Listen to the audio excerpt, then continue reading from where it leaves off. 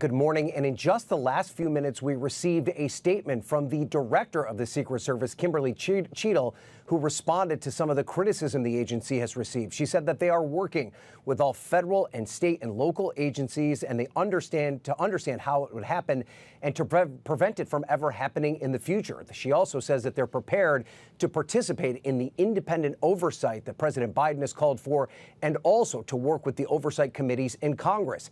It's important to keep in mind the Secret Service was already the subject of a great deal of criticism from members of Congress for a series of lapses at the agency.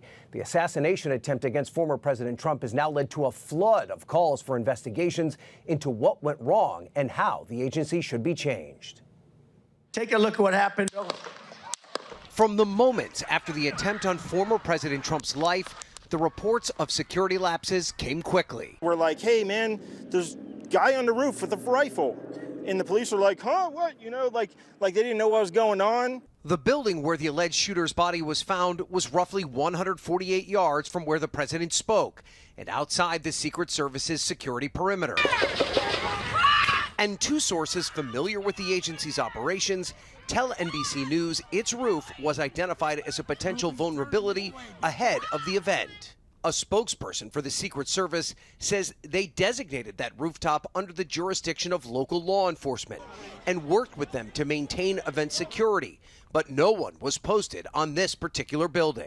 The local district attorney says his office provided support, including sniper teams, but the Secret Service was in charge of security outside of the venue and ran the show. Many on Capitol Hill are demanding to know what went wrong. We need to know, how could an individual be at that elevation that was seen by apparently bystanders on the ground? How could that not be noticed by Secret Service? Local law enforcement leaders say they are investigating their preparation for the event and their response after the shooting. Already, a bipartisan pair of lawmakers are calling for increased Secret Service protection for all major presidential candidates. And the House Homeland Security Chairman Mark Green sent a letter to DH Secretary Alejandro Mayorkas demanding information related to the security plans around the rally, pointing out in his letter that, quote, had the bullet's trajectory been slightly different, the assassination attempt on President Trump might have succeeded.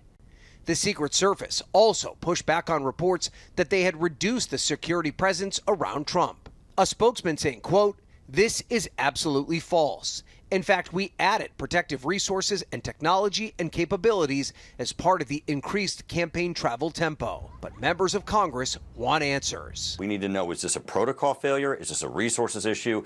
Or is this just a failure of those who were on site that day?